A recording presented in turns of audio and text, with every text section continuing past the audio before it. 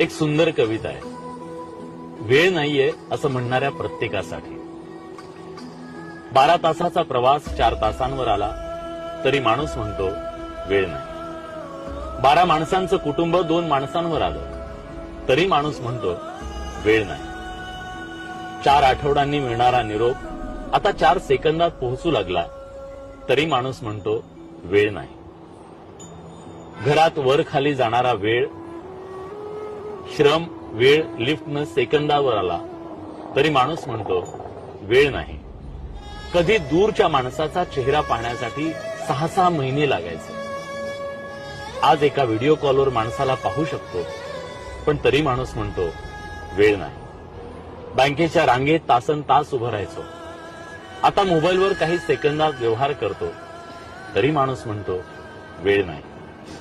एकेकाळी काही आठवड्यांचा कालावधी